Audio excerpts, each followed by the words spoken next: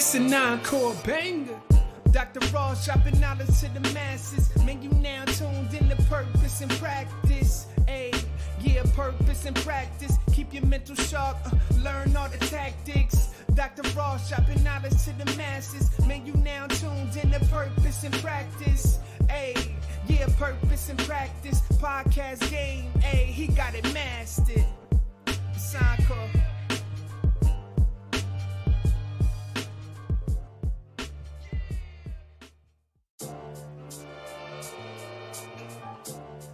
It's a non-core banger. Dr. Ross. Peace to the Purpose and Practice podcast family, the community. This is our village. The last voice that you heard before you heard mine, Mr. Encore. Special shout out for the dope intro that mad people are asking about who did the intro. And I just want to plug Mr. Encore. Reach out to him. If you aren't already familiar with his music and his production, please do yourself a favor. Reach out to Mr. Encore. Purpose and Practice. This is where we reach back and we bring forward.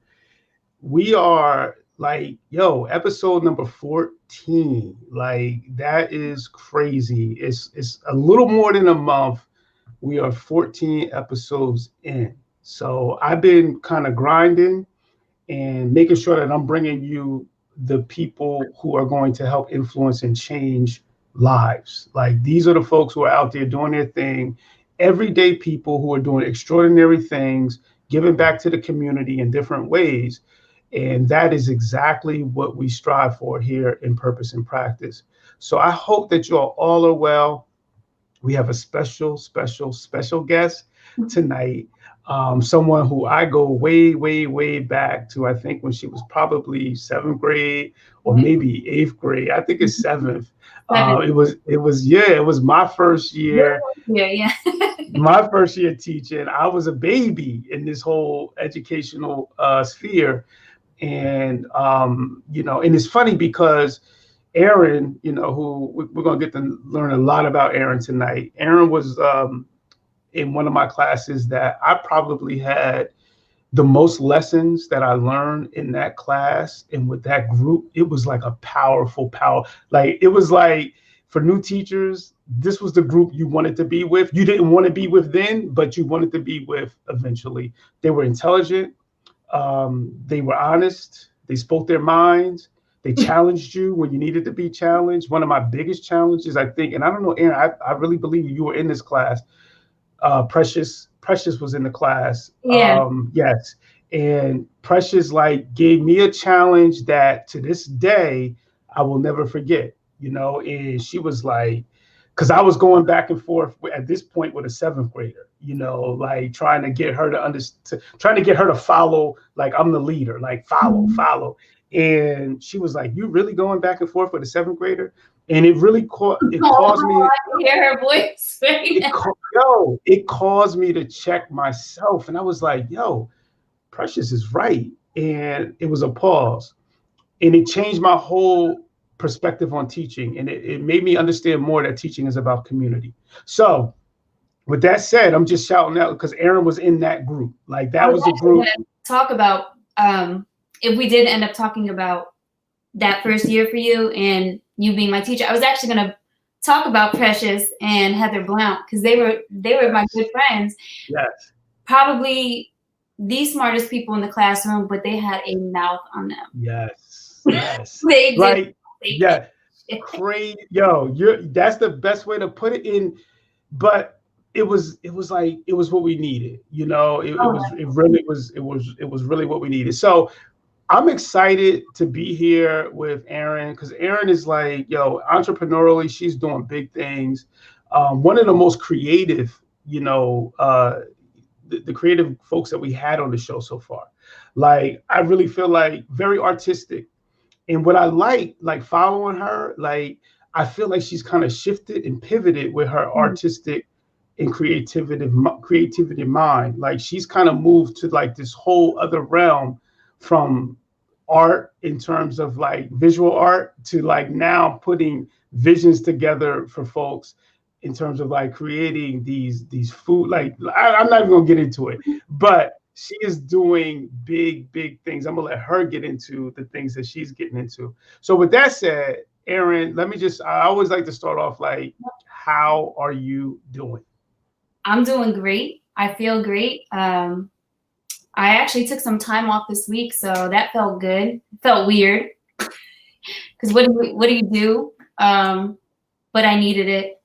Sometimes you don't know how to slow down, but overall, I'm feeling good.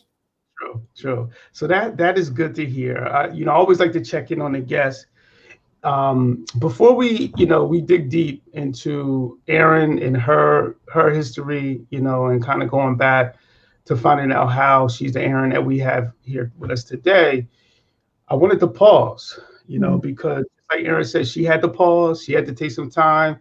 We need that time to breathe. We need that time to pause, as much as we want to be on the grind. And I want to just go and give a moment of reflection to Breonna Taylor. Like, obviously the situation that we're dealing with right now and what has just become a reality to us, I think that it's important that we give some attention and some moment to the police brutality, injustice that we're dealing with, unfortunately, in this country. And I wanted to just pause because there's no way that I can start a show without acknowledging that. So I just want to take a moment just to acknowledge that, before we get into anything, tonight. So definitely, solidarity and, a salute to Breonna. With that said, we are going to find out more tonight about our guest, Erin. And Erin, like I said, we go way back. But what I would like for you to just start with, if you don't mind, telling us about what you're doing now. Like, we'll start with it now. Like, if you could just give us a brief description of the things that you're into now. So as of right now, we obviously do catering, so we do that. That's pretty steady. So every once in a while I'll do a pop-up, which is just a basic vegan meal. And then in addition to that, we've been catering for the last couple of years, which could be like a half pan of this, a full pan of that, if you're having a party, having a holiday. But what we have added to that is plant-based luxury picnics. And that kind of popped off in May when the pandemic happened, and it's something I've been wanting to do for a long time, because I think in the vegan community, it can be really difficult to find elevated experiences or high-end restaurants without just getting a cucumber on a plate and a radish. It's pretty, but I mean, like there's one in Miami that's high-end. There was Candle 79 in New York, which we went to, and it was great, but they closed down. So to give somebody that experience where it's a little bit more intimate, a little bit more elevated, and knowing that it's all plant-based was definitely like a nice little niche that we had. And honestly, I had doubts about doing it during the pandemic because everyone was financially hurt and losing their jobs. But truthfully, it's people want it. And a lot of our clients and our customers aren't even vegan. They're just vegan. Wow. So that's pretty cool. So I want to pause there for a second, because you said something that I think is really important. You said that during the pandemic is when you stretched. Yeah. Like that was it. Like, talk about that, because to me, that's a time when people were like, kind of like trying to buckle down. Like, all right, no, don't take risks. Like, stick to the script. Like, and it seems like you kind of went left when everybody else was trying to go right. I'm glad we're diving into this question. I actually was working a full-time job. I've had a full-time job the whole time I've done Mama Hill. I worked for a small clinic, which was a lymphedema clinic, and it was just a small team of 3. So come March, my boss, she's very supportive of what I did on the side. She said, unfortunately, like, she's not able to bring us back. So boom, you have to hit the ground running. So if that situation didn't make me want to work harder, and it would have been a turning point, just not in the right direction. So we hit the ground running and it took off. Honestly, we don't have room for picnics until late November now. Wow. And that's holiday season. So wow. Yeah. Wow. Yeah. So I feel like we family in that situation, because when everything popped off with the pandemic, you know, I was going through things personally and in terms of my family and health situations. But then I kind of was like, yo, I got to start something. Like, I felt that same energy of like, all right, everything is telling me to go left, but I need to go right. So when you just said that, it kind of made me feel like, you know, we were kind of like in that same kind of grind, like it's seeing that same thing, that same potential. And I honestly, I didn't have the option before I even knew that we weren't going back to that position. I didn't even have the option of working from home because we weren't set up for that. So with that time that I had at home, Olivia wasn't in school. She was supposed to start school on her birthday. The pandemic hit. So that was good. I was doing stuff with her, but I was going crazy. And that's why I always keep a notebook on me. You have a little idea, you jot it down, and that's when you have to execute. Yes. When times like this happen, you have to execute those ideas. Yes. So yes. That's pretty much how the picnics came about. A lot of those materials that I use for the picnics, the crates and stuff, you know, my mom, she holds on to everything. So it's just like, you just have to know how to style stuff and make it your own. But it was perfect. Actually, the very first picnic that we did was a proposal for Vic Ramos. I remember seeing that. Yes. Yeah. I saw that on social media. Yes. Yeah, so that was pretty cool. Yes. Yeah. That was more than cool, because, like, you know, like when I think about teaching, I think about like, wow, like I'm going to be a part when you start talking about timelines, because we all have timelines, you know, right. We have beginning dates, we have expiration dates, in terms of this physical world that we're in. And when I say like, yo, I'm a part of timelines. And when I think about it now, the young people that I've come in contact with, we're talking about thousands of young people, and I could be a part of their timeline. So when you say things like you provided this, I won't even call it a service, this experience with Vic, it's like, yo, that will forever be a part of his timeline. And the things. Forever. And honestly, I'm grateful that I was a part of his timeline. Yes. Like that was a privilege for us. That like I was so excited that first of all, I didn't even know he was gonna propose because he's a man, right? Yeah. And so like 2 days before. So I was like, well, why didn't you tell me? What kind of flowers do you want? What did you add about this time? And you know, because he hired Jerome, he said, oh, he asked him to do photos of the proposal. I was like, so I had to find out from Jerome. Wow. So we wanted to make it extra special, like roses. But you see, that's what I love about the picnics. It's totally customizable. So,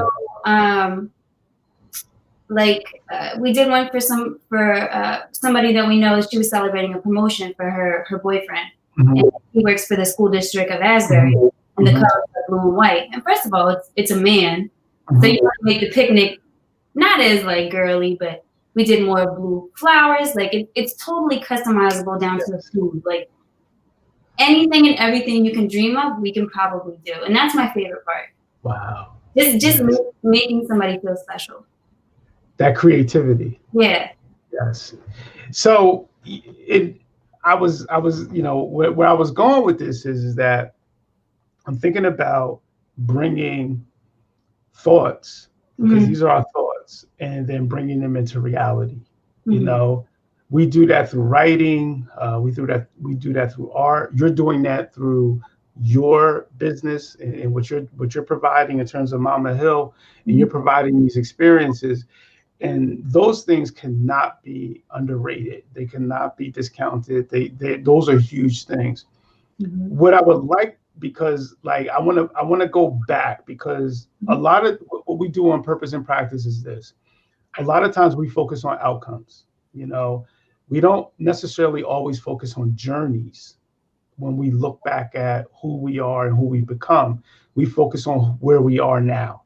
I like to go back. So what I want to do is go back to Erin as a young person, you know, and talking about some of your experiences and give us some background knowledge, where you grew up, how you grew up, to create some kind of baseline for our audience.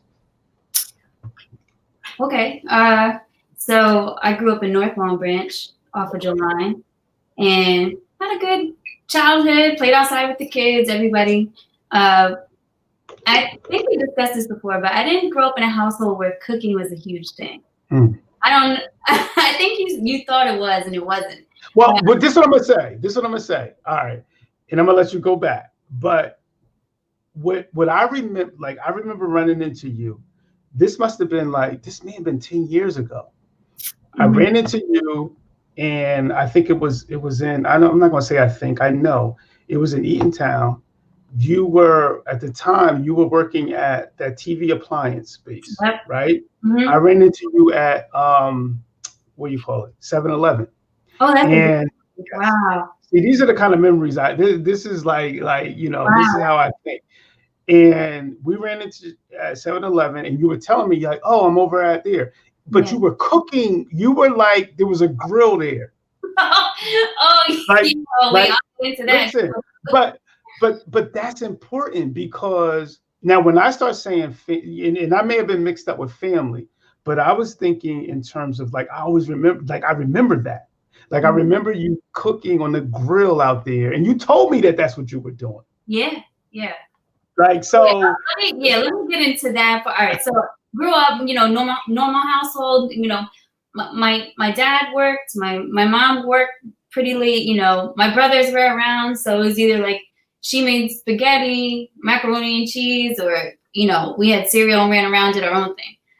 But when I got older, so when I was in high school, I was waitressing at the Sitting Duck, and you know where that is, yeah. Okay, yes. One of my regulars was the owner of Eatontown TV. So he would come in, and then I was going to school in New York. So I had just started, I started going to school in New York, whatever, something around that time on. Yeah, I went to school in New York Monday through Friday. So I wake up at 5 o'clock, take the train to the city, do a whole day of culinary school. So I went to culinary school for pastry arts, for French pastry in Soho. That's what it was. Not cooking. Because I thought I wanted to do wedding cakes, own a bakery. Turns out I learned that I hate baking. Because everything is measurements. With cooking, we can just... Yeah. Like it's free flowing. Yes. Yeah, exactly. And so he offered me a job because he knew I was leaving waitressing. He was like, oh, well, what are you gonna do? I was like, oh, I'm in culinary school Monday through Friday. So he thought I cooked. I had no idea what I was doing. So he put me so what he did is, in the summertime, he has a grill. He still does it to this day. He has a grill a big built-in grill outside. He would have me go pick up the sausages from Winnings and all these other places, get the Italian bread from Sal's, which is an Italian deli. It's not there anymore. And like, he's very specific. He's an Italian, they're an Italian. Uh-huh. So anybody coming into the store, he would give them a fresh sausage sandwich. So I did that for years. Yeah, I did that for years. I did it on the weekend for years. Because he also worked at the track. So when he did tailgate stuff there, I would do that there too. Over there. I'm a young girl, not so ugly, you know. Yeah. So it worked for everybody. It worked for everybody. So I did that. And then when school was over, the recession hit. Might have been 2007, 2008. Yes, around the time, yes. Yeah, so a lot of my friends from culinary school, what was happening is they would do these things called trials. They would work in a restaurant or a bakery and be there for 2 weeks, show off all their skills. They think they're getting hired for a job. What happened is they were teaching the staff. Wow. Thank God, I never even got the chance to do a trial because I was just working. Wow. And so and then he was like, oh, do you want a job? I'll put you on the phones. Did that, got on the phones. I was a receptionist. And then I got groomed into sales. So I did retail I was there for about 8 years. And I did well. I mean, I did very, very well because I was a girl. I was young. But the thing is, there was no room for me to mess up because I worked with all men. Everything and expect. You're talking measurements about houses and contractors and everything else. I loved it, but there's a lot of messiness that goes into working for a family-owned business that's not your family. And I have no hard feelings towards him, but there's a lot of gray area. You're either treated like family when it's convenient, and then not. And eventually I had to get to the point where I had to just kind of get away from retail because it consumes your life. It's a 24/7 job. You're joined at the hip. You're available whenever. And I missed out on a lot of things. I missed out on weddings. I missed out on baby showers. Jerome and I had just got engaged, and I hated my job. So I left, and I looked for a job that had nothing to do with retail. And I ended up being a physical therapy aide for $10 an hour. I went from making about $75,000 a year to taking a job for $10 an hour because I was that unhappy. Wow. In that, Erin, we're gonna get into that, because I think those are things that folks need to hear about. Valuing your happiness over, a financial situation in terms of like employment. But what I want to kind of go back into is talk about. So you talked about North Long Branch. Yes. Coming up north. Now that would be the North End in Long Branch. North End. I don't know if you know where the Perrys live, but I would live. I live. Listen. Some of my better friends today are from the North End, so I know the North End. Yes. We used to go down. We had baseball. That's where we went down to play. Our baseball field was down there at the time. So I had a lot of relationships. This is going way back, but I had a lot of relationships and still close relationships with people from the North End. Oh yeah, I'm still friends with all the Perrys. Actually, yes. Laura and Desiree, everyone, Courtney. Yes. We live right across the street. That's where we had a good childhood. We all played outside, cut ourselves up, dirt, the whole nine. That was good. Yeah. So, but you go into, you were touching on some pieces of like, it wasn't always sweet. It wasn't always like, this is the glamorous, this is what I want to do. But it was part of your journey. Right. It was part of because you needed those situations to know that where you wanted to be. Yeah, no, I get where you're going. Yeah, where you wanted to be. So in young folks who hear this episode, who hear your voice, I think they need to know that, because there was a time I was on a grill in Burger King. Right. Like that's where I was. That was my reality at that moment. And your reality was like, I'm on this grill over here. But it was no shame. You told me that you were over there on that grill. Yeah. And I think, I think if you could talk about I probably would have been so embarrassed, but I didn't even care. I was going to school 5 days a week. Yeah. And like the thought that somebody would see me on 35 grilling every Saturday with a farmer's tan right here, because I wore that the ugly gray t-shirt with the pink TV on it. It was terrible. And then I would get off, I would smell like the grill, and then I would go out drinking. Like, then I'd go to the room or whoever else, you know what I mean? Like, and it was just like, I didn't care, and I probably should have. But you know what? When you're so focused on other things, none of that stuff matters. And I'm glad it didn't bother me, to be honest with you. Because I think I was so focused on money. And also, I moved out at 18, 19 years old. So I didn't have room to care what other people thought, because I had bills to pay too. And that was real to you. Yeah. Yeah. It's funny because it reminds me of, and I go like back in 2012, my wife used to kill me because I played this song all of the time. But when I think about the Meek Mill song, and I used to be like, yo, I used to play that song over and over and over. I'm talking about Nightmares. And he used to be like, yo, I used to have to, I used to pray for times like this to rhyme like this, so I had to grind like this, to shine like this. And it makes me think of like, when like these experiences are those experiences. And that's why that song will be priceless. Who we are today. Yes. That, and we can't forget about that. We can't be ashamed about that, and that's why I was like, I wanted to bring it up, because those are the kind of things, when I come in contact with young people that I taught, I never, like, there's never judgment, because I was that same dude. Like, I was like, we're trying to find our way. We're kind of like, here, we're there, we're trying to make it happen. So I think it's important to understand that grind and how it may look different for all of us. So thank you for going back there and sharing those stories. And with that said too, I want to even talk about a little bit his company that I worked for about 8 years, and being on the retail side. Mm-hmm. A lot of my work ethic came from that.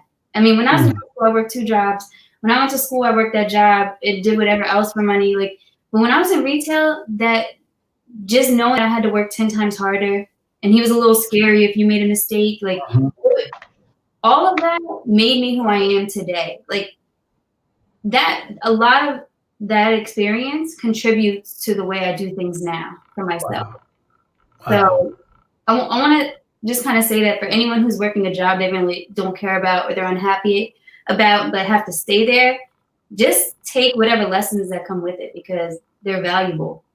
You can apply them to anything that you're doing later on, or that you're doing behind the scenes when you get home. Yes. Yeah. So, and that's what I always say. I always say, like, we have our 9 to 5, but then if we have that entrepreneurial spirit, we have our 5 to 9.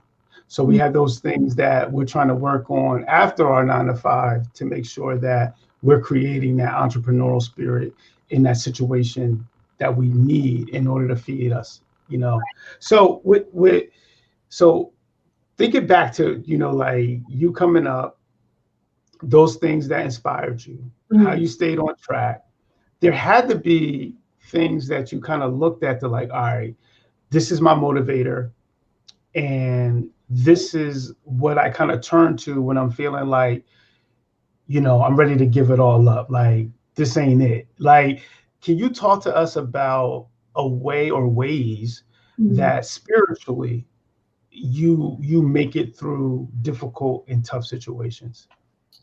I think the biggest turning point for I just wanted to be happy. Like, I didn't want to just have a good. I used to go to work with a pit in my stomach. I used to be so sick I wouldn't want to eat when I was there. Like, that's stress, and you get so used to it that it becomes normal.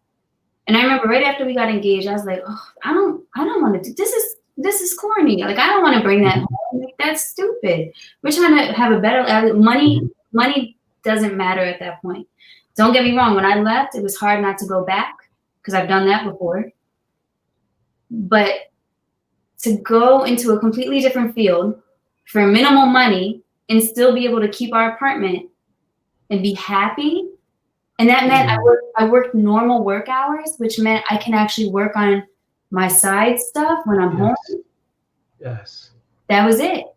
Yes. That was a deal breaker. That was it. Yes. And we were getting married, which means we had to pay for a wedding, and, family helped and did whatever we could to make sure that we stayed on track. But it wasn't easy. That was hard. It was hard. Financially, it was hard. Yes.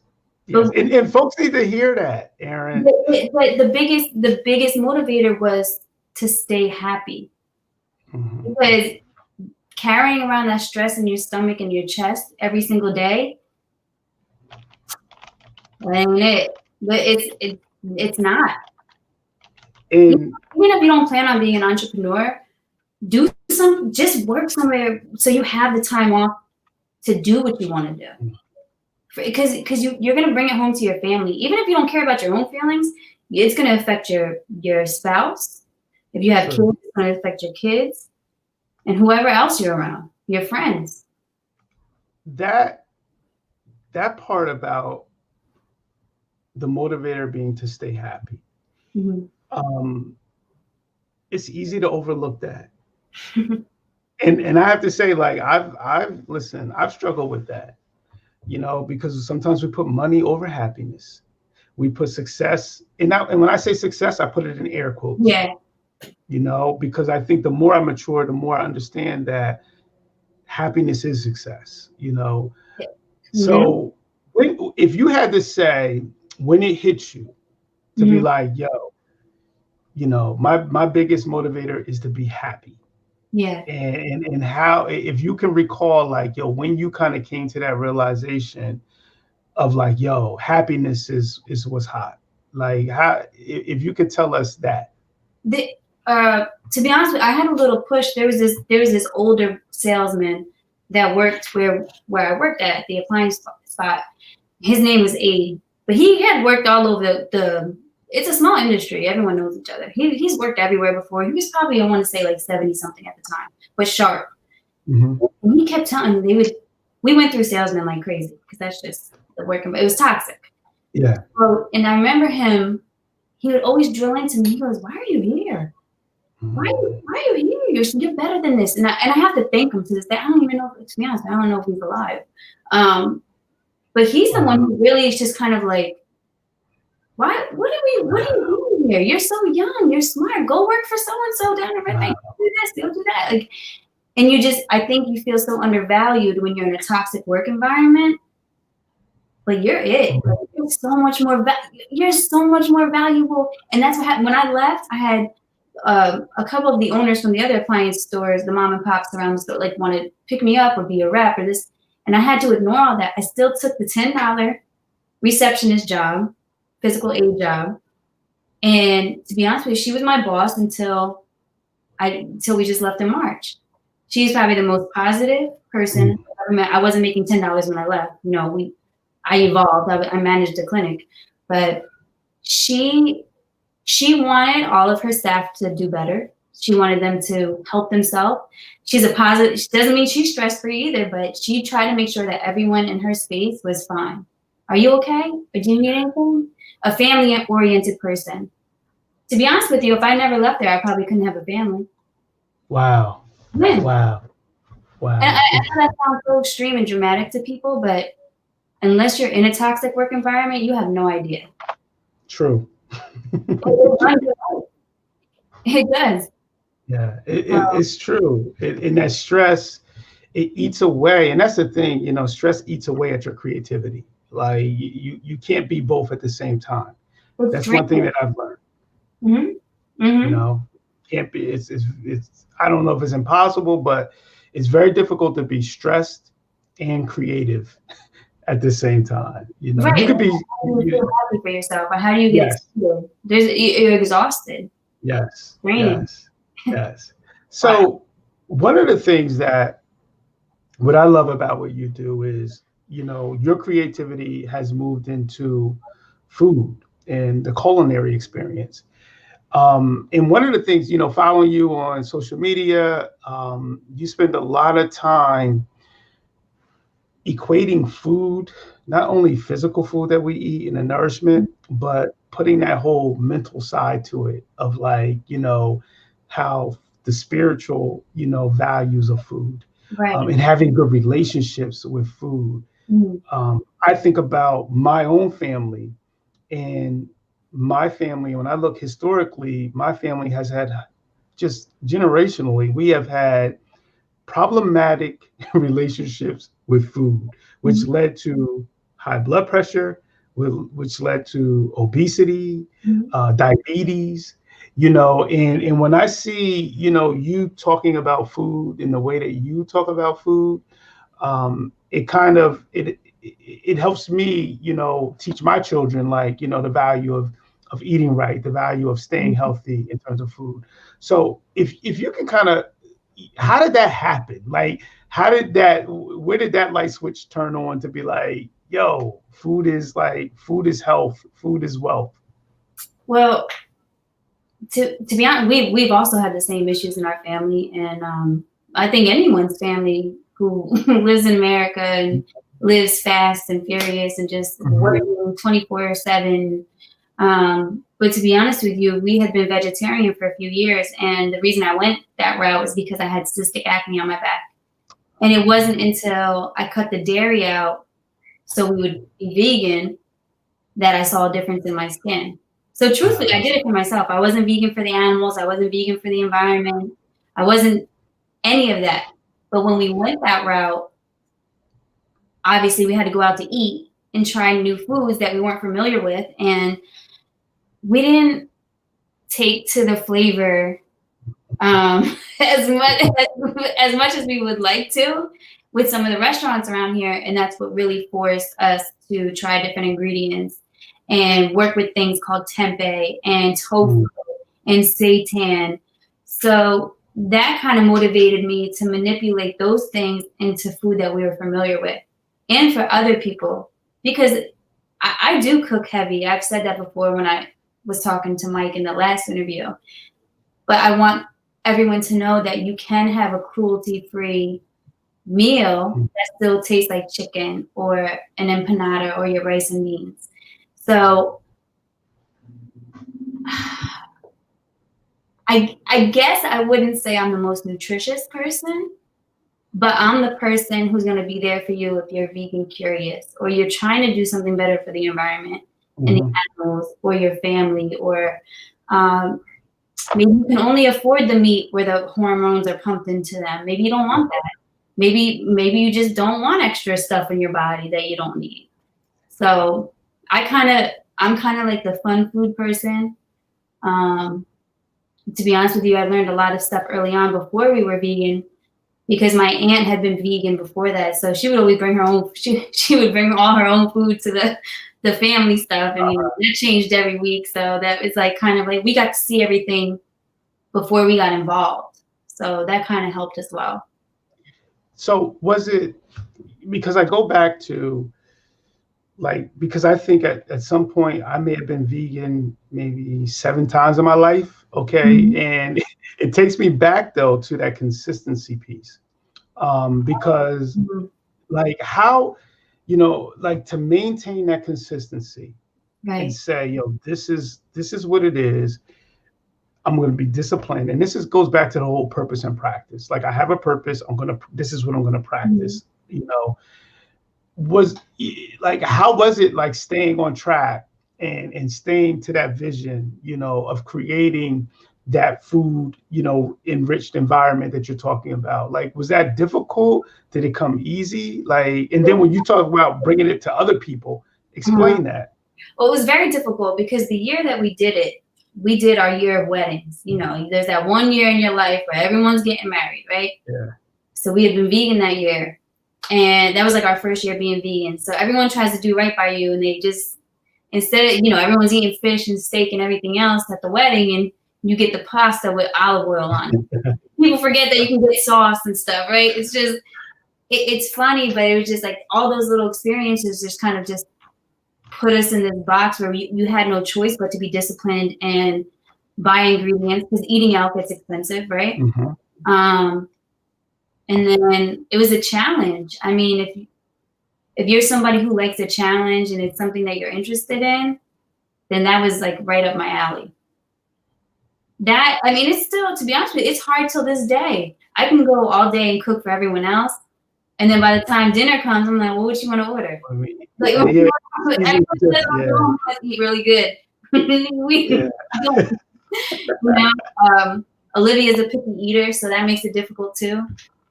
And sometimes it's just pasta. Like that's all. I mean, it's the basics.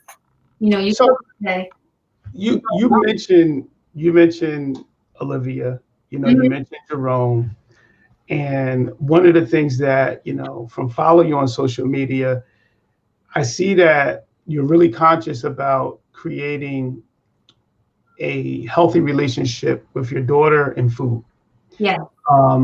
Can you, because I really feel like those habits that we form at young ages, if we build those strong, positive habits, at an early age in our children, it saves so much distress. It really does. Can you talk about that? Yeah. And how you go about that? So I remember one of the things, if we did eat at the table, which was like every so often, if you ate at the table, you couldn't leave until your plate was finished, right? Yes. I've been there. It sounds so stupid, but to this day, I have a problem with that. I can't, and that's not my parents' fault or anyone else, but, aunts, uncles, grandmas, whatever. It's a generational thing too, and it's also a respect thing, I think. And till this day, I have a problem not finishing the food on my plate, even if I'm full. Yes. And I do it, and I feel sick about it. So I never want Olivia to feel that way. She's picky, and most people don't know this, so I'm going to share this. But she has high functioning autism, so she's very, very picky to begin with. She eats plant-based for the most part, but she eats real pizza and she likes her white cheddar popcorn. So whatever she will take, we will give her, because I never want her to feel shame about trying something that we don't eat. Listen, if she went into school tomorrow and the other kids are eating chicken nuggets, we're going to let her know what it is and that it comes from an animal. But if she wants to eat that, it's her body. Like I would never want her to, whether she understands or not, I would never want her to sneak food. Yes. Because she thinks that we would be ashamed. Judge it. Yeah. And that's the thing, like, just because Jerome and I choose not to buy animal products or put animal products in our body, and that's what we do in our household, she's going to have to make those decisions for herself one day. We're going to run into birthday parties. We're going to run into Halloween. We're going to run into the movies at some point. They're kids. Yeah. And there's a lot of kids who are vegan and understand and go, no, I'm okay. I don't need that. Yes. Or they bring their own, or they just have it when they go home. I never want to set her up for a situation where she feels weird, because that's just how we choose to parent. Yes. There's no right or wrong. There's no judgment, but I would never, if she ate a steak in front of us today, I wouldn't care. Yeah. That, and I just made a mental note. Because one of the things that, when we start talking about autism, you brought up autism, and we start talking about diet, and you went back to a health condition that sort of put you in a direction of like, all right, maybe I'm gonna try something different with my diet. Right. I made a note to reach back to you when we start talking about diet, and we start talking about some of the ailments that we have. Because we could never fit it in just this one episode. But I just made a mental note to start to come back to you on that. You talked about sitting at the table and being forced to finish. Real talk, that was me coming up. And, and when I started, go ahead. What were you say? No, I think it was everyone, though. Yeah. I always remember my brother, my mom would have these, it was the mixed vegetables in the can, but they had lima beans in them. My brother used to put them in a napkin every single time, hide food. Oh, it was so bad. He would get in trouble. No one could leave the table. It was just. And it's so crazy because when I started to research that, believe it or not, I started researching that. And it went back to like the Great Depression. And when you look historically, when you start talking about the age in a generation that was forcing us to eat, they were generations of the Great Depression. So when you start looking from 1929, 1939, and when food was like at a premium, it was like eat everything, like, because you don't know when you're going to eat again. And that was in our parents, our grandparents, and, and so that was a thing. So when you say that still bothers you, we're going back 100 years. Like that's deep. It doesn't go away. I've tried to, but mentally I can't throw the food away. Mm-hmm. It's weird. I almost have to pack it up, put it in the refrigerator, let it go bad, and then I can throw it away.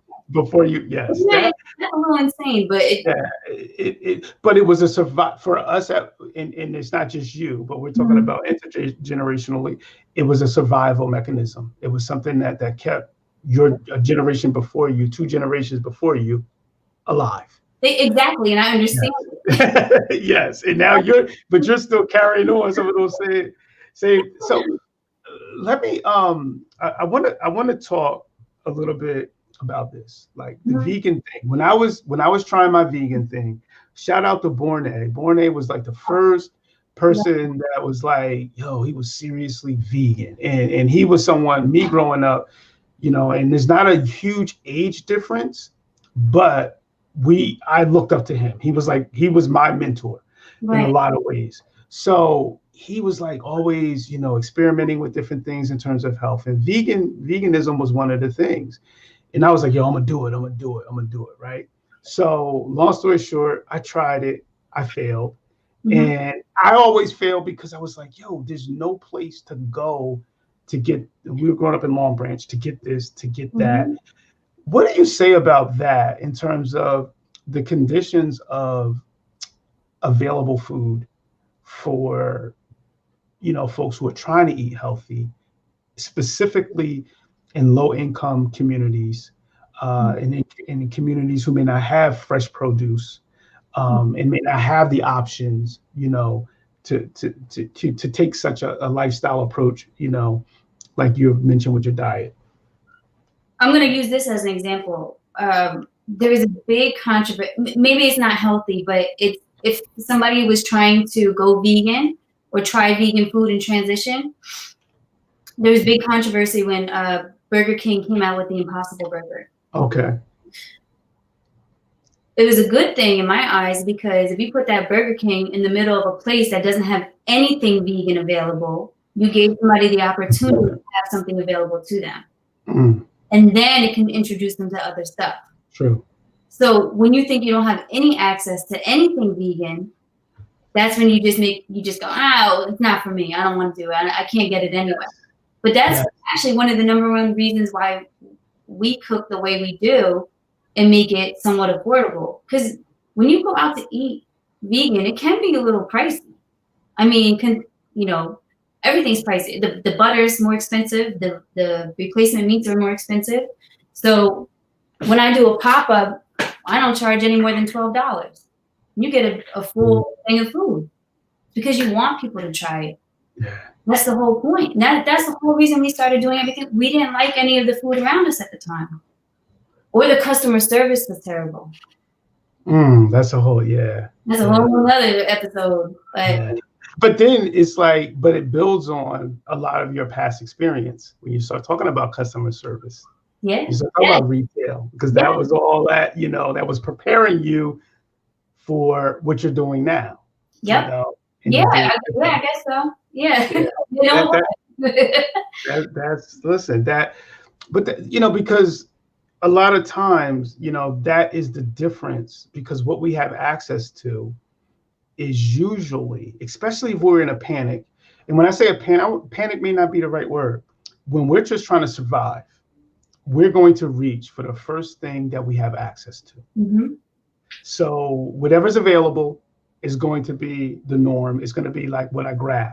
So if that's fast food, because I'm a mom who's working 14 hours a day, and I don't have time to cook right now, but I want to make sure my kids eat. I'm a dad that's doing that. I want to make sure my kids are eating. So I may stop at Popeyes on the way home, be like, listen, I fed them. So that, that's real. That's real. It is. And I mean, that kind of goes back to me saying that I don't cook for us for dinner most of the time. Like I don't want to. I'm busy. I just worked all day. Even though my working was cooking.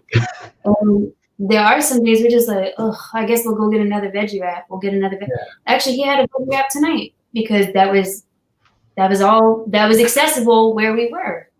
And it's like, how many times are you going to order that? So there's definitely a demand, especially if you don't want to eat a salad every day or you don't have time to go grocery shopping. There's very little grab and go options that people feel comfortable ordering.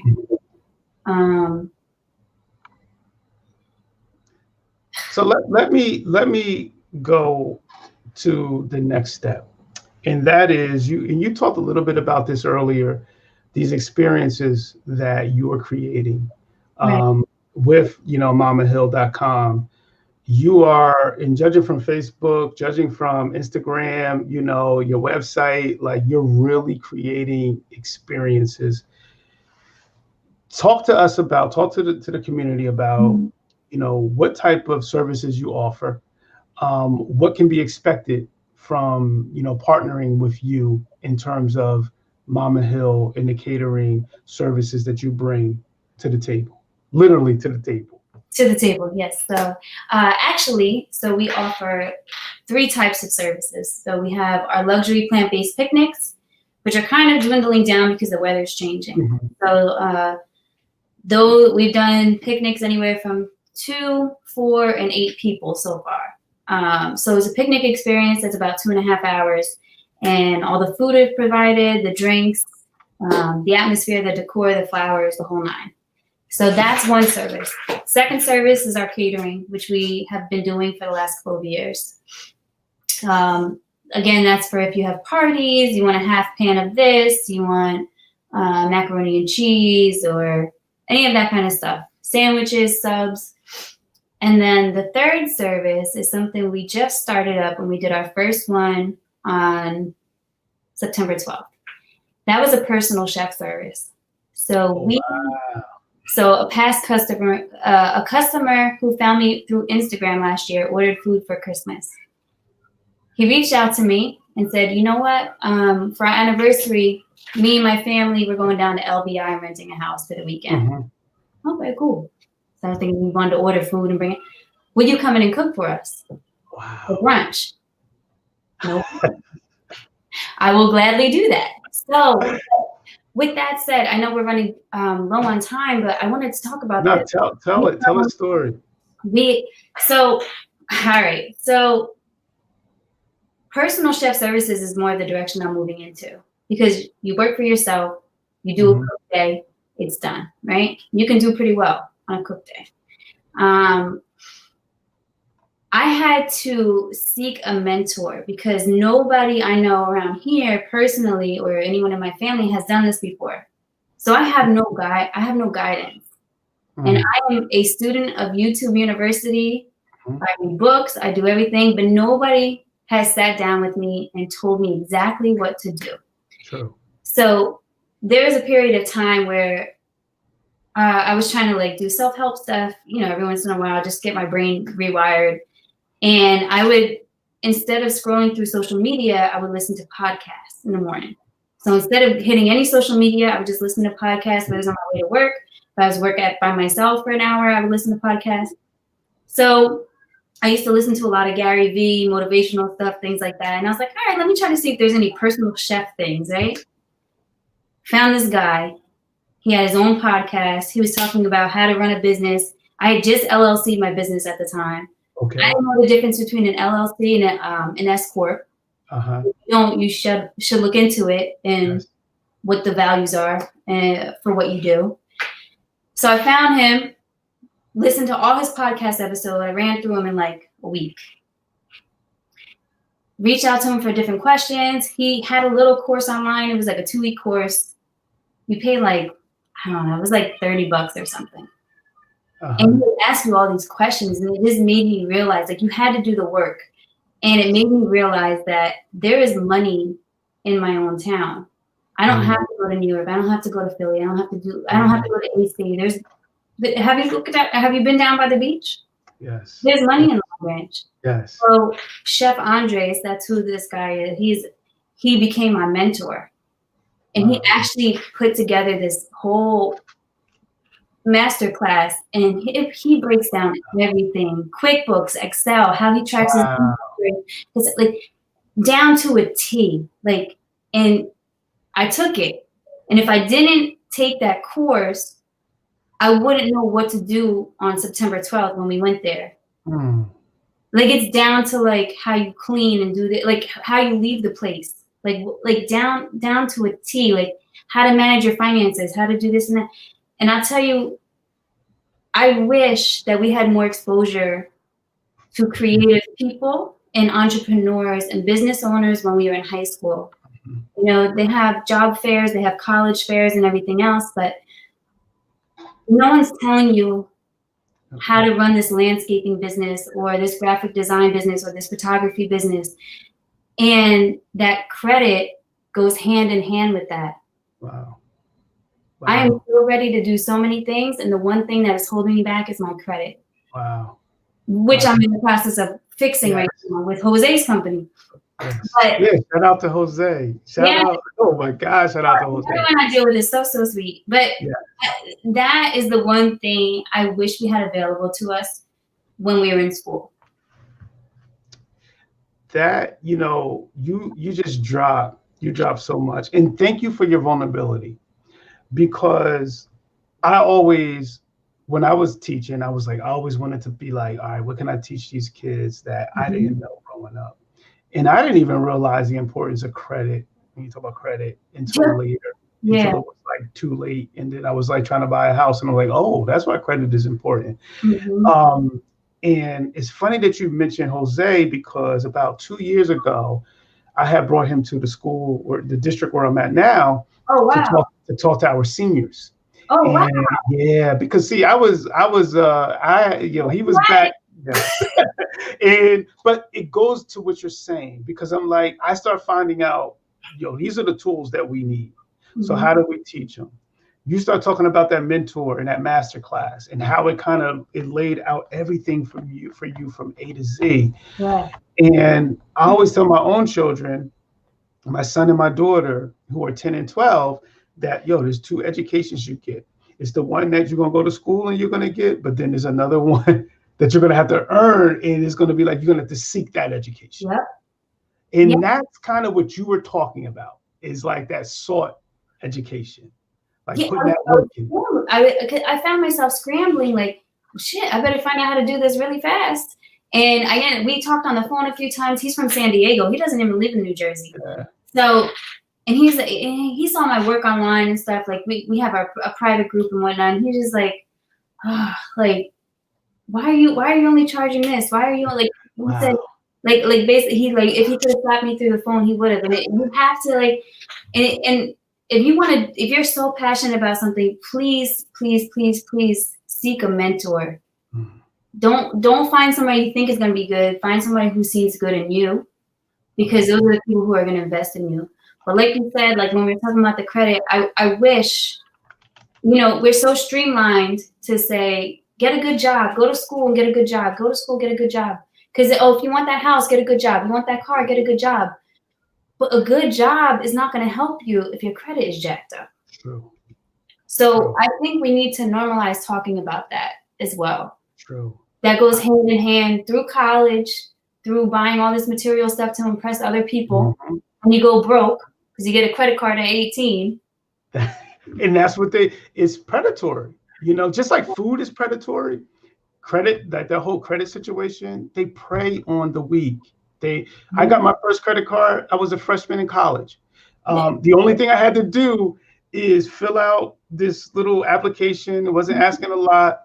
And they gave us a t-shirt, no lie, a month later, and I was in school in Jersey City. A month later, a credit card comes to my house back in Long Branch. So I come home for the weekend, I open the mail, it's a credit card, a Discover card.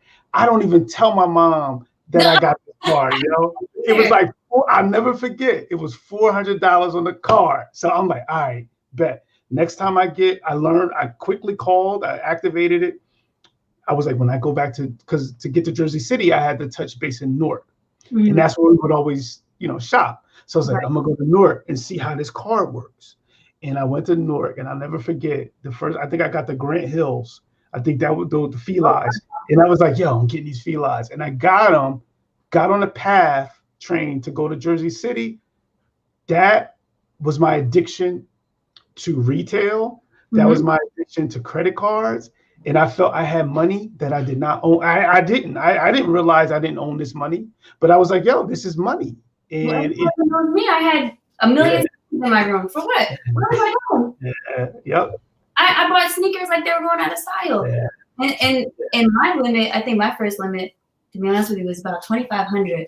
And I'm like, oh, lunch on me. Lunch, you just don't, it's not real money. And I feel bad for kids this age because they didn't grow up in the era of having a checking account where you had to check and balance your book. I'm grateful that my parents taught me how to do that. And we opened up bank accounts when we were younger to kind of track our spending. And it's your money. If you want to buy it, it's your money. You do that. It's you got to balance it and do that. But now it's everything's imaginary. You swipe. And even for us, it's hard to kind of process that. Yes. Yeah. You have to be careful. You really have to be careful. So I'm glad you brought that up because that's definitely a direction I'm looking to go into next with guests. Because I always say, you talk about Jose, I was like, bro, I got your rookie card, man. Like I was on you like years ago because I was like seeing what he was doing. And I knew him when he was a student in high school. And I was like, yo, bro, what you're doing is important. Come talk to these kids. They need to hear this. And he came in. When I tell you those seniors, when they told me how impactful that was, and that was the best talk that they've gotten and helped them as they've gone off to college, changed some of their lives, changed their lives. You know why that is too. It's because money is an uncomfortable conversation in a lot of households. Yes. Because there's a lot of parents who are struggling and don't want to put that burden on the kids. Yes. So how do you come home and talk to them about money? Yes. And keeping it real. But not only with your kids, we do that, just like you said, lunch is on me. Mm-hmm. Like we live sometimes in these lies, in these financial lies, but the only thing it's doing is setting you back and back and back, Mm-hmm. So with my kids, we're very transparent with them in terms of like, we ain't got it right now. Like we ain't got it, it ain't happening, I to be honest with you, I was gonna say I wouldn't want to be a parent right now, but we are. Especially with like if you have teenagers, we've seen it where it's like come around Christmas time, all the gifts are wrapped this big because it's technology, and it looks like you didn't get shit. But it's like they spent so much money, but the kids have no concept of what. Yes. But that's parenting, Erin. Yeah. That's like, which I get what you're saying, because you're like, you don't have a kid, right? You don't, Olivia's not at the point right now where she's asking for stuff. So, but the work that you're putting in is going to be the result of who she's going to become. So you have to understand that you are creating that. Like I'm very blessed right now where if we tell our children we don't have it, they're good with that.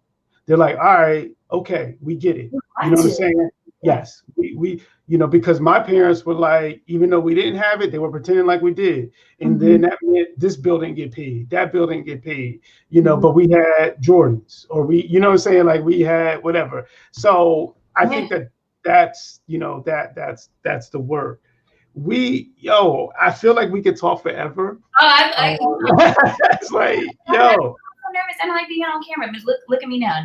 I told you that. Listen, I told you it's going to be a natural conversation. But what I always like to ask, our guests is that if there's advice that you can give to the high school version of Erin, what would that advice be? My advice to my high school self would be to expose myself to as many creative outlets as possible, and understanding that no matter what I like to do creative wise, that those aren't just hobbies. And I think that, back that when we went to school, almost 20 something years ago, a lot of things that people were probably passionate about, like myself, like I was in talented art for forever, but what career paths could that have led to? Yes. And I think that it's drilled in our head that you like to draw, you like to paint, that's cute, that's a nice hobby.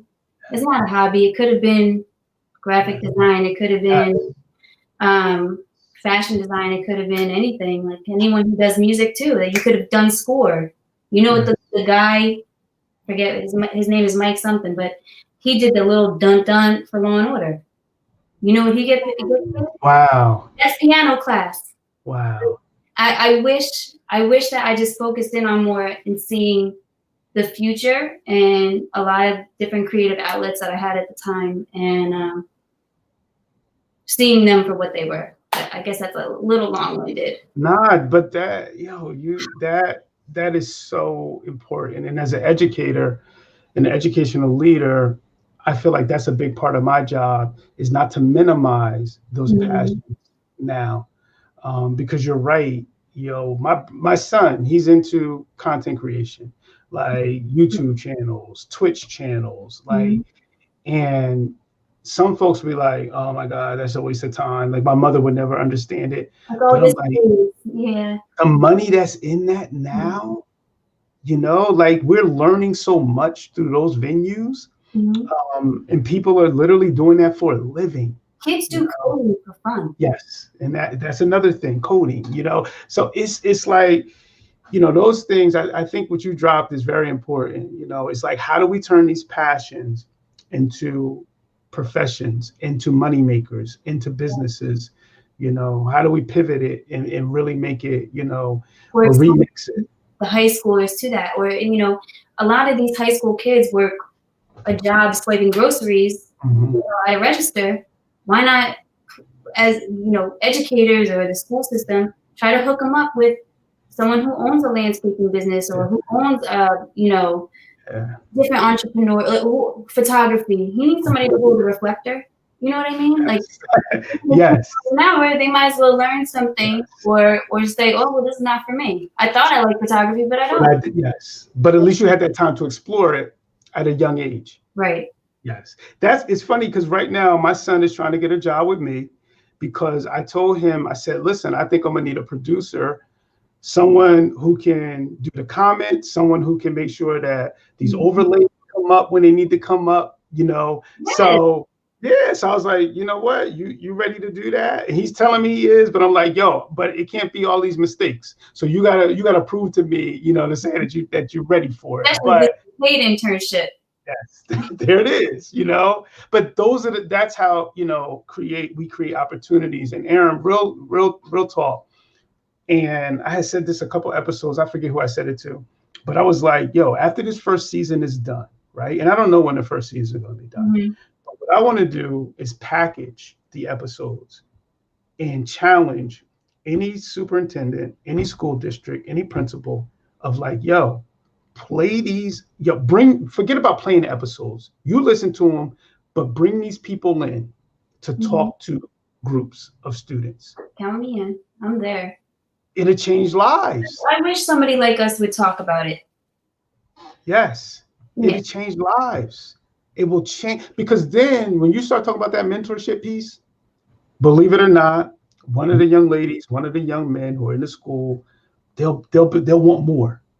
And then you'll be like, yo, let's put him on. Let's find a way to put him on. Let's find a way to let him learn. Or just somebody like, Jaseni's a therapist. Oh, you want to be a therapist? Yes. Oh, yes. Does that? Or you want to be a makeup artist? Oh, look at, like some flow, Oh, I have a friend who does it. It's just, it's all 6 degrees of separation. Everybody knows somebody. Yes. So, and we got to organize it. So that's the next movement, is when this whole soundtrack comes together for season 1, that's what I'm pitching. It's like, yo, y'all want to put a curriculum together? You got 10 months in school. All right, let's start with these 10 folks. 1 month, 1 person per month, come in, talk to your seniors, talk to your juniors, like on this, on that. That is how you begin to build, community. So we want to thank you, Erin. I know. She started off saying, "Oh, I don't know, I'm not always on camera." Listen, you really left some jewels for us. Thank you. And thank you for having me.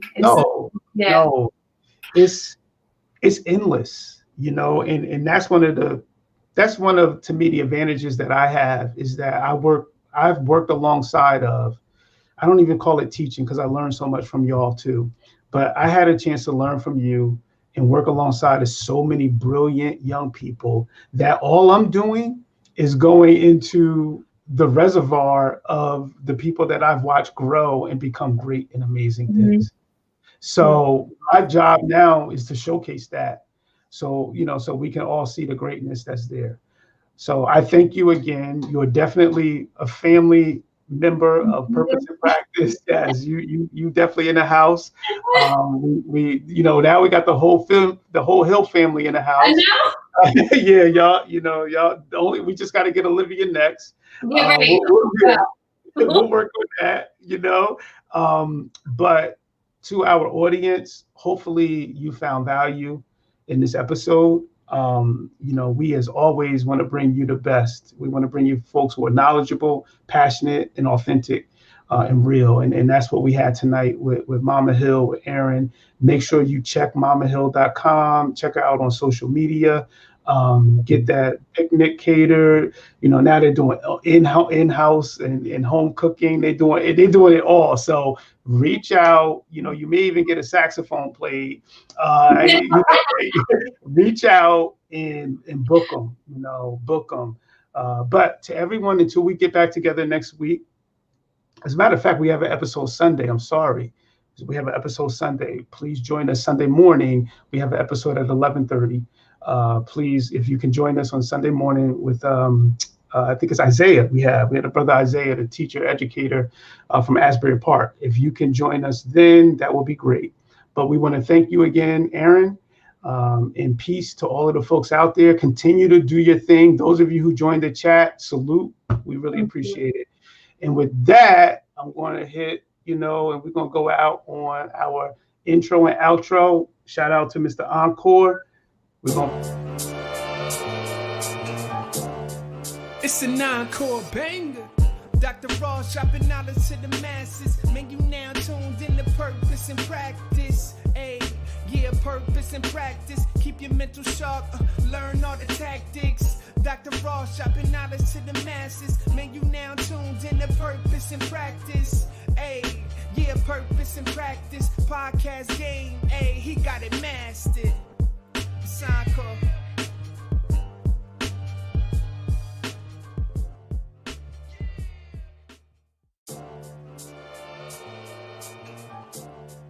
It's an encore banger. Dr. Ross.